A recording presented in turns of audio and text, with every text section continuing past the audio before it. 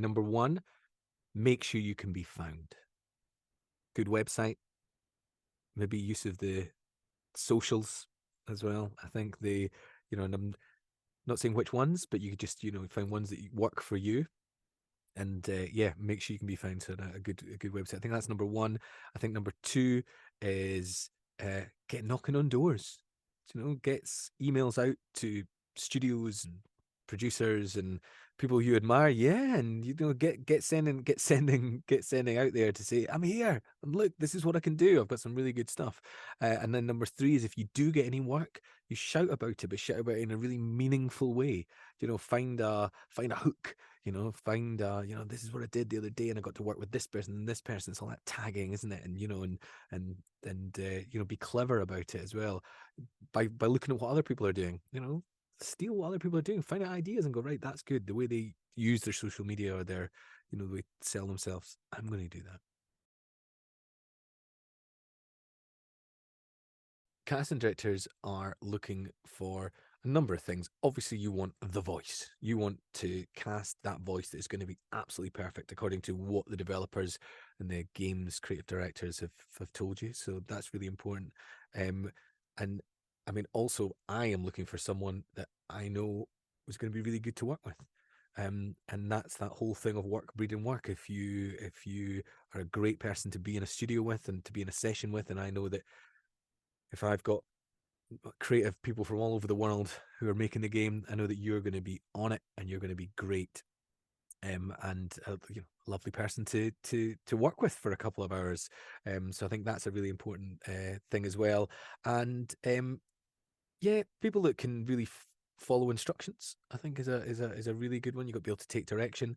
Got to be able to take direction from all sorts of ways, from all the different people that are in the room, and your calm under pressure, I think is important as well.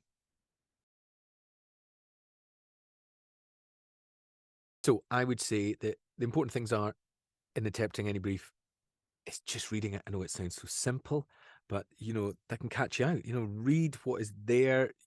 It might just be, there might be something you need. There might be the picture of the character, but there might be something at the bottom of the brief that you've missed about how actually sometimes they lose it, or something. There might just be something that might give you that little hook to give you the best possible read. Also, read how they want the file delivered and recorded, because I find that is one of my pet peeves. Do you know, if we've asked for one take, say, and you give me three, line by line, give me three takes for every line, don't give me any reason. Don't give me any reason as a casting director to move on to the next person.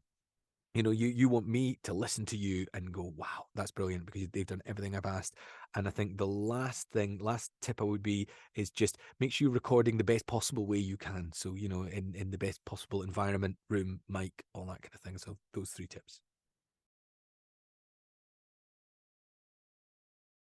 Although I think pay to play has got its place, it definitely has. I think there's better ways of getting work, and maybe easier ways. And that's going out and hustling, getting on that keyboard and emailing companies. And the way I like to do it is I like to think about companies that are in close proximity to me. So I'll look for, I'm in Glasgow, so I'll look for Glasgow-based animation companies or explainer companies. Then I'll move out to Scotland and then UK and send as many emails. You will get nothing back, but every so often you'll get that one or two that could lead to really regular work, and it does. I find that that's my best way of connecting with clients and getting regular work.